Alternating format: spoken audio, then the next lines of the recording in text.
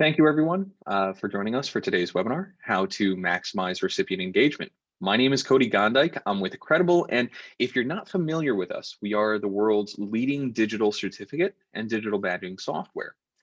Today, I'm going to give you a quick summary of who we are, and then I'll walk you through the tips and pointers our team has collected on maximizing recipient engagement. And they collected that through thousands of hours of optimizing and planning digital credential programs. If you have questions, please go ahead and post those in the Q&A window that's accessible in the panel on either the right-hand side or bottom of your screen.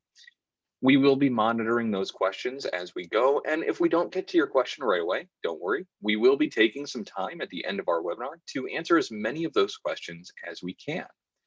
And we are recording this webinar, and we'll send out the recording to you after the webinar is over. So let's get started. Maximizing recipient engagement is our focus today, but it's good to know that at Credible, we provide support and guidance for all aspects of your credentialing initiatives, from planning and designing to deployment and post-launch. We are the only credentialing platform with full white labeling functionality, the only platform with a streamlined recipient sharing experience, and we have the distinction of being the highest rated digital credentialing software on independent review sites like G2, Capterra, and TrustRadius. And we're proud to be IMS certified, SOC 2 certified, Section 501c accessibility compliant, GDPR compliant, and more. And we work hard to keep ahead of the curve when it comes to security and technology. That's extremely important to us. But nothing is more rewarding than knowing your software and services genuinely make people happy, that they really make a difference. Our reviews, our average rating on G2, they're the biggest source of pride for me because those are real, unalterable insights from Credible users.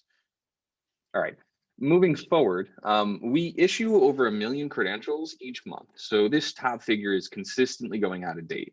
But our team has implemented digital credentials for over 1,000 organizations globally. And you can see a small sample of our customers here. I like to say it's a general rule that you're going to interact with an Credible customer today, whether that's using a computer with an Intel processor, maybe running an Android app or flipping a Schneider Electric light switch, or the big one, using any of the thousands of services that rely on Google Cloud. And you don't get to 1,000 customers by accident. Everything that we do at Credible is about furthering credential technology and ensuring success for our customers. But that's enough about us. Let's talk about recipient engagement. The first thing that we're going to cover here is also the first thing you should start sending out to your learners and members before program launch: recipient education. The goal here is simple. By the time your recipients receive their credentials, they should know how to use them, they should understand the benefits, and they should feel motivated to share.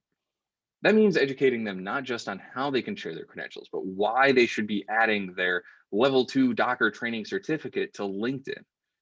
Education also helps you avoid what we call ghost shares. These are screenshots of a credential on a page, or maybe a PNG or a PDF with no link back to a true digital credential. They're completely separated from your brand and your issuer authority, and they're often stretched or cropped or manipulated. So to educate your recipients and avoid ghost shares, we have a bit of a roadmap to success. It starts with education pages and content, then moves into announcements and finishes with continuing conspicuous education. Starting off, you have the education pages. These are landing pages, FAQs, and the like that cover how to share credentials and what value sharing brings to the recipient. Videos are generally the best way to distribute this information if you and your team have the ability to generate video content. Even if you don't, having pages up on the site is paramount to educating your recipients, and it should be done in a way that actually speaks to the recipients and what they need. I really like how CFP Board do this on their site. They have multiple pages that mention or are dedicated to how recipients can use their credentials and what they stand to gain by using them. CFP's recipients aren't always the most tech savvy or social media proficient people. So the resources that they have for education are all that much more important. The second bit is announcements. Before launching your program, you should tell your base that credentials are coming as many ways as you can. This usually manifests as newsletters, blog posts, press releases, and site banners, and each announcement should contain links back to the education pages for added effect. All organizations are going to have differing schedules and different kinds of launches, but as a general rule, you should start making announcements 2 weeks to 1 month ahead of your planned launch date. If you're already launched and are just getting around to offering the education, you haven't really missed the window to announce things to your base. You absolutely still want to do these same kinds of announcements so as many of your users as possible make it to the education pages. The last bit, continuing education, has to just continue after your program launch, especially for your new and prospective users. Making your education pages not only discoverable, but conspicuous is a must. Ensure those pages are linked from within your lessons or membership benefits sections, and that you're reminding your base about the value of their credentials over time. Make it easy to find and hard to ignore. Going back to CFP board here, it's easy to go on their site and find credential information. You don't need to be logged into a portal or behind some other wall. It's all available. It's cross-linked on other pages, and they've incorporated it into their user journey. And speaking of user journey, we come to our next topic, eliminating barriers and speed bumps. So think of a barrier as something that could either prevent your recipients from getting their credentials or dissuade them from engaging with the credentials. Where a speed bump is more of a delay in receiving the credential or engaging with it. Your recipient journey shouldn't have barriers, and you should try to avoid speed bumps wherever possible. So, for instance, a speed bump might be needing to log into a third-party issuer account before seeing share options on a credential. But a barrier would be that you can't share that credential until you give that third-party platform access to all your social media accounts. And these kinds of issues aren't always apparent when you're looking into tools and platforms. So always dive into how the experience will feel for your end users before moving forward with a given solution. Of course, if the credentials you're issuing are just PDFs or images, the barrier is going to be that those don't contain native sharing options and they aren't optimized for user engagement. One of the most common pitfalls we see here is around credential security settings. So with Credible and other platforms, credentials are going to be set to public by default, but when testing the software, organizations will change everything to private or restricted and then forget to change settings back before they launch a program. Later, they realized shares are low and students are clicking through to credentials, but don't see sharing or other options. And usually when that setting is changed back, everything suddenly starts flooding in, people are finally sharing again. So make sure you're giving recipients the experience that's intended for them and you're not flipping any switches that could impact that, especially security settings that might exist on the platform you're issuing. The happy path looks similar to the image you see on this slide. Jordan Smith clicked on a link to their new credential, and that link brought them to the issuer platform and used single sign-on to effectively log Jordan in, give them access to most of the options they need, most importantly, the sharing and embedding options.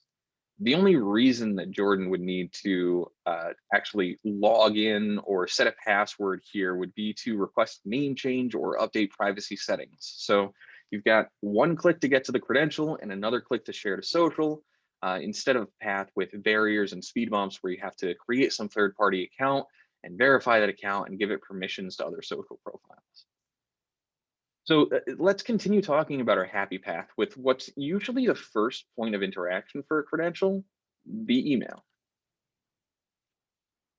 So some organizations tend to see the email just as a delivery tool that's only meant to restate the name of a completed course and tell somebody their credential exists online, but there's more to it than that.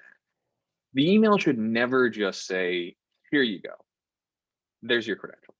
Think of it as an opportunity to fuel real social shares and through that referrals back to your programs.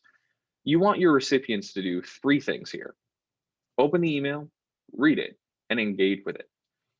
Let's start with opens. Whatever program you're using to send emails should allow you to brand and customize the content. And that means using your own logo and setting an engaging subject line, something relevant to your recipients so that they are actually influenced to open the email that you're sending them. Pretty straightforward. Then we get into having your users actually read your emails. You need to be able to customize email content and write your own copy, but also beware of some of the common mistakes issuers make. If you have different types of credentials, the templates you're sending should be identifiably different. Often companies will have retroactive credentials that they need to issue to already certified users, but they won't make that email different from the new credential email. So the recipients get confused or feel that the email isn't relevant to them, so they ignore it or don't open it. The most common mistake, though, is issuers will try to send an email that is exhaustive and tries to go through a full explanation of what digital credentials are and show every sharing option and really just throw everything at somebody.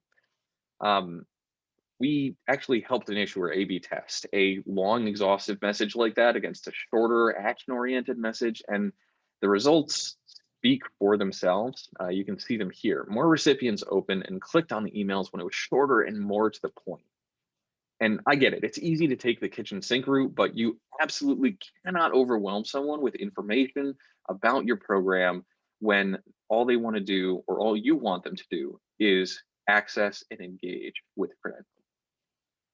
So if you've taken our other advice talked about previously into account, the recipient should by this point already have some knowledge and education around what credentials are and why they're important.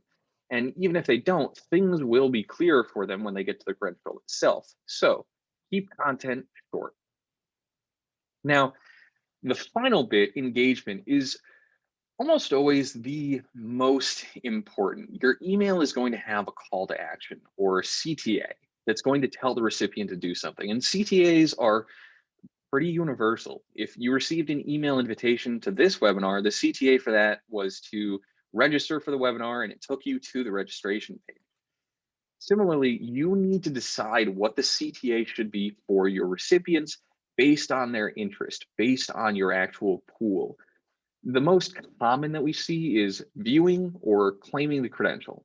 Close second is a single click share to LinkedIn that takes them right to the LinkedIn share and bypasses looking at the credential itself. CTA effectiveness is determined by the placement, the language, even the color of the CTA that you put on the email. It's going to be different for each issuer and each industry. Something that is coming from a certified financial planner might do better as download your certificate than share to LinkedIn because people want to download and they're not really socially active. Your marketing departments may already have information on what resonates with your base, so try to involve them here. We recommend over time making simple scientific changes to also test what's most effective. If you run tests like these, do make sure to limit changes so you can make strong connections between your change and the results it provides. If you've edited the entire email and your engagement rates go up, you can't really be certain of what actually changed the engagement rate. All right, so let's say you've gotten your emails into great shape, but that doesn't necessarily mean you've gotten delivery right. And delivery means a few things. Not everyone gets rid of physical credentials because the recipients want that physical medium. So for those situations, you want to have the instantaneous delivery of a digital credential. You want to have that secure, verifiable, and shareable instant gratification, but you still need to put thought and effort into getting physical delivery right. I think one of the best examples I've seen here came from Beauty Council, Canada's Beauty Association. They're giving out certificates to cosmetology professionals for safety and health training, which are, of course, made all that much more important with the global pandemic. And the digital credentials are great for the recipients, but the people receiving these want to be able to hang something on the wall of their building or their station. So In this case, Beauty Council designed the credentials with print in mind. They ensure everything's going to be visible to a customer and that the credential is going to look at home hanging on a wall. Um, More importantly, they send a packet that includes a note from the executive director, really make the recipient feel good about the credential and give them reasons why they should also share it online in addition to hanging up this physical thing. The most important piece that they do is using a QR code.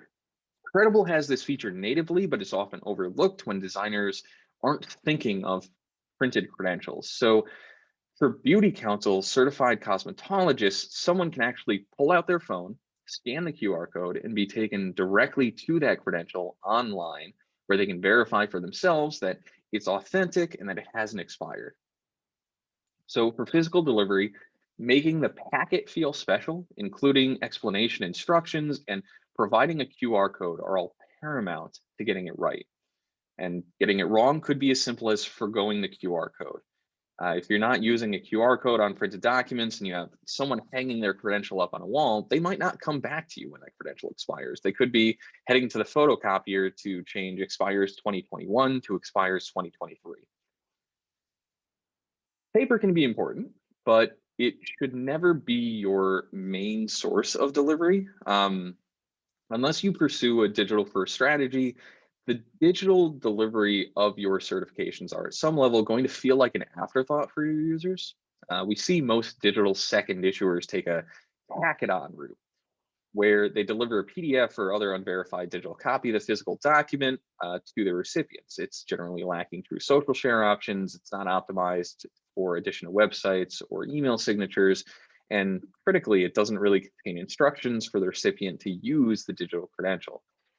So if you want user engagement, the process needs to be designed around a true digital credential that has those all important sharing and tracking options. That needs to be the pillar that holds up everything else.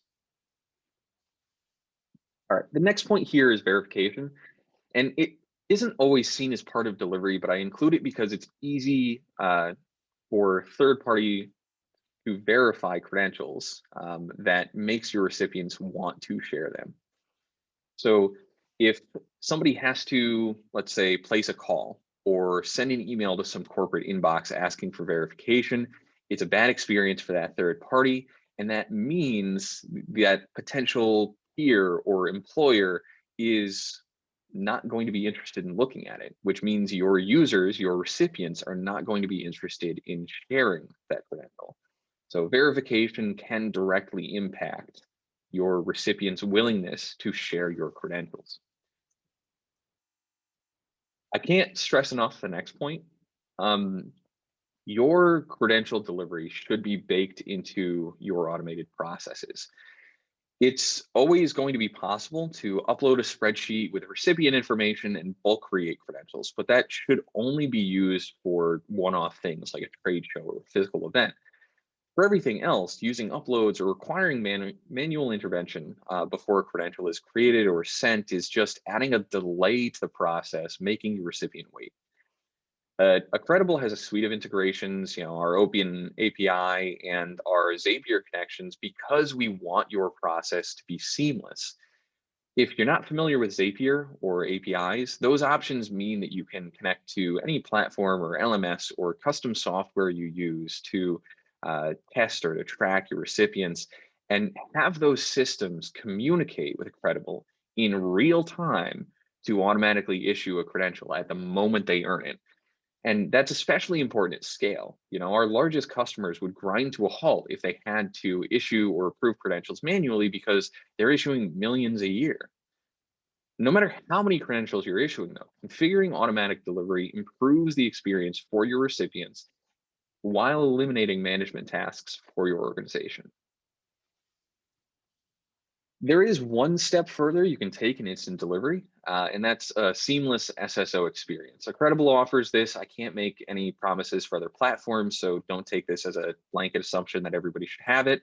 But by white labeling the recipient side of Credible and implementing SSO links between their learning platform and Credible's, some customers are serving up digital credentials when somebody completes the requirements right in that same browser. So they're not waiting for an email or going to a different site. They are finishing the test and then on the same website or on the page where they say test complete, they have their credential with all the social sharing options waiting for them to celebrate that achievement. It's really advanced. I think it's really neat and users love it. So delivery is important. It should be quick, it should be digital focused and tailored to your audience. You already know your audience, so just be sure to put yourself in their shoes and evaluate whether the experience is going to resonate with them before you launch or reinvent how you're doing it. All right, we've got effective messaging and delivery. Now the next step is to provide more motivation towards your learners and recipients to share their credentials online. The education you've already provided and the elimination of speed bumps should work to motivate a large portion of your recipients, but there are always going to be those that require a little extra push. That's where custom messages come into play. You want to take a pool of users that haven't shared or engaged with credentials and provide incentives for them to do so. So if you're using a platform like Credible, figuring out who that is or who isn't sharing a credential is really just a simple process of filtering the dashboard. The incentives that you offer are all going to vary based on your budget and options. Not everyone has the means to give out a t-shirt or mug to each person that shares or to raffle off a Bluetooth speaker every month, but you may have premium webinars, premium events, or content that could give users some idea of value, or maybe you go the direct route with discounts to future courses or membership renewals. The process is going to be fairly similar for each of those options. You use a Credible's engagement and social share tracking to pull a list of everyone that did share in a given month or whatever time frame you're looking for, and use that to feed into delivering the premium content or the items that you're offering. Motivation doesn't always have to be an offering. In some cases where no content or discounts or items are available, taking the sets of users that didn't engage with their credential and sending them a message that highlights a successful or highly engaged social post from a peer is also an effective method of motivating recipients to take action. So if a pool of 2,000 people haven't shared credentials and they suddenly see that Joe Anderson has 50 comments and 12 shares and got a new job, it'll make them more likely to want to share their own. So even if you don't have a great story to use, reminding them or resending delivery emails, people who haven't shared their credential, will often get somebody to take action. Just don't make the cadence of those too frequent. Don't send 4 emails in a month reminding somebody that they should be sharing. Finally, motivation does get a bit into having a social team as well. You want to be congratulating users that they're posting their credentials. And to a certain extent, you want to try and react to everything. Even if you don't have a dedicated team, this should be a quick process. A Credible makes sure the issuer organization, you are going to be tagged by default. So all of the shares that you need to react to or comment on are going to be sitting in your mentions and activity inboxes, or easy to find with a quick search. So your recipients, in that case, are going to see that you are engaging with people, and it should give them a little bump to share on their own. And then we move from motivating to promoting action. Promoting action is different from motivating. So where motivating focuses on increasing, rewarding, and recognizing social shares, promoting action is about long-term success and stories. Let's think of the ultimate story for an educational certificate course. Jane Doe takes it, she gets her Widgets 3.0 cert and shares that to her LinkedIn profile. A prospective employer sees that credential and ends up bringing her aboard because they had evidence of her skills.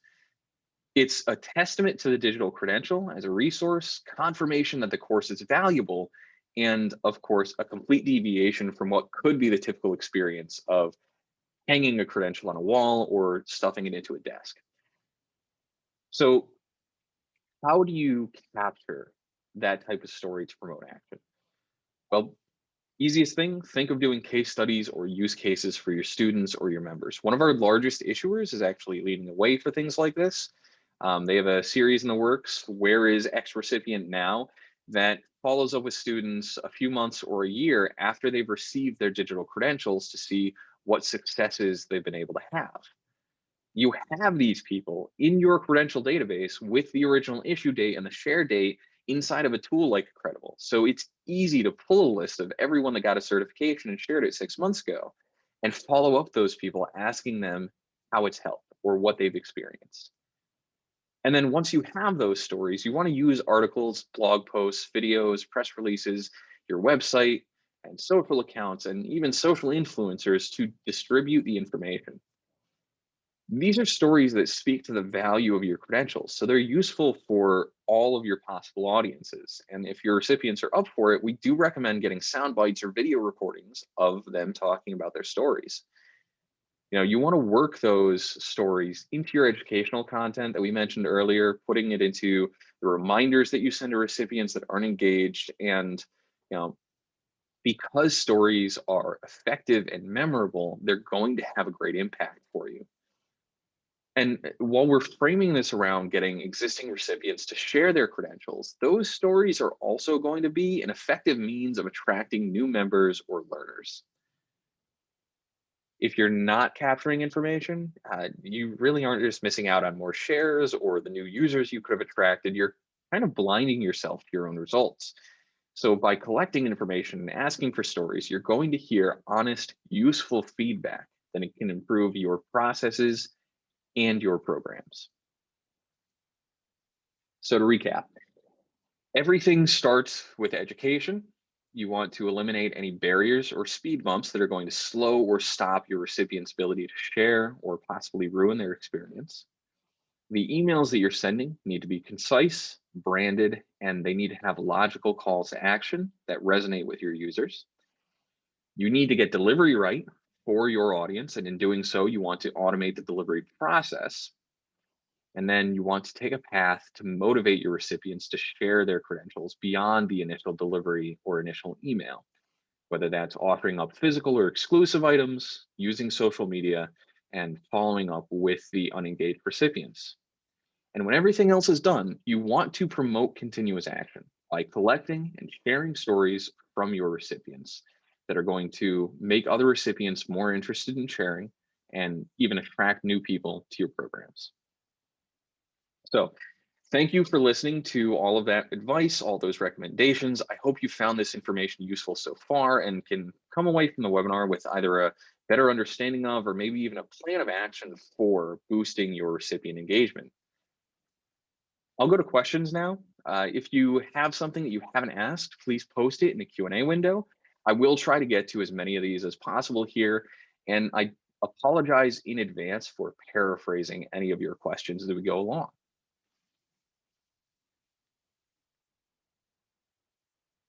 Okay, the first question I have here, Credible isn't the only software advertising one-click sharing.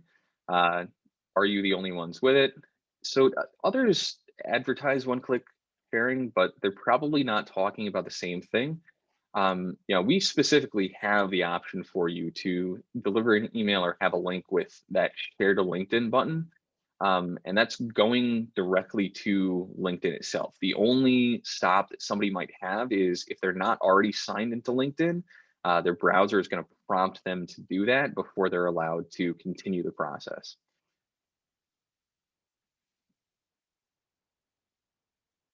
Okay, the next question here, what length do you recommend for short email content?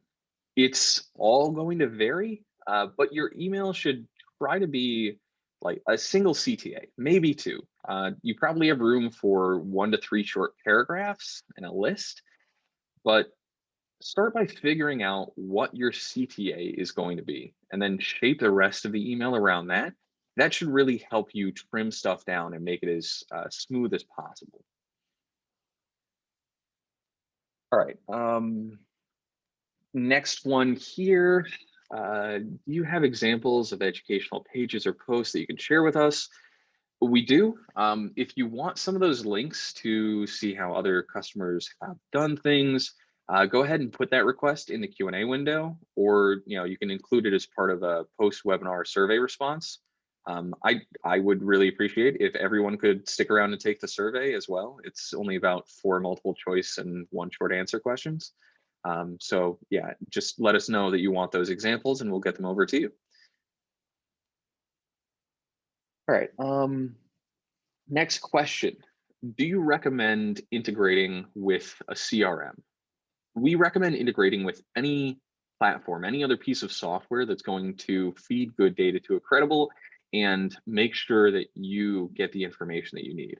So most of the time we talk about that as feeding information for credible to issue certifications in real time.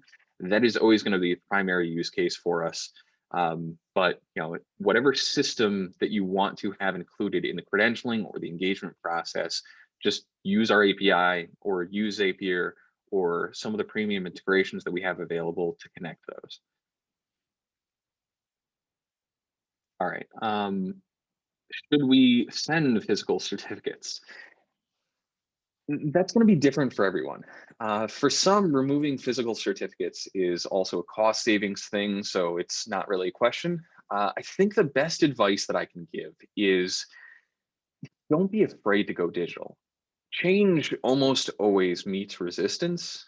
So if you send physical certificates now, someone is going to complain that you're planning on stopping sending them. It's going to happen. Don't be afraid to look beyond those initial complaints and see if you can really eliminate the physical credentials and improve the user experience. All right, next question here. Is credential sharing worth doing? How much money is this bringing into our pocket? So it would be, something that changes from company to company. It's going to depend on the size of your recipient pool. But if you want to think about how much value you're creating here, think of the uh, referrals that are coming from a recipient sharing credentials as Google Ads clicks, right? If you're bidding 5 or 7 or $2 on getting somebody over to your site with a search advertisement, you're applying the same value getting referrals to your site from a social post. So if one of your recipients or social influencers can get a click to the site and you have 2,000 people you issue to over the course of a year, and each one of those is worth $3 to you, you're creating $6,000 worth of Google Ads clicks equivalent. So the referrals that you're generating are important, and that's direct value that we can try and attribute a value to. And we do that inside of the analytics portion of a credible. But you also have to remember, not everything's going to be immediate or directly linked. So by having more people share, by getting more of your user base active on social media, you are creating a larger pool, a larger net that you are able to influence other people on those social platforms. The more eyes that you have your programs or your memberships in front of, the more people are going to eventually come back to you with interest.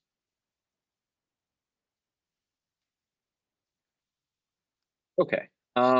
We do have some more questions, but the rest of them seem to be outside the normal scope of our webinar. So if you have something we didn't get to, someone on our team is going to reach out to you after this webinar is over and follow up. Thank you everyone again for joining us. Remember, you can get in touch with our experts at any time from our website, accredible.com, or you can sign up for a trial account of our software. We've increased recipient engagement for customers across the globe and in every industry, so chances are we can help you too. So thank you again, and I hope you all have a great day.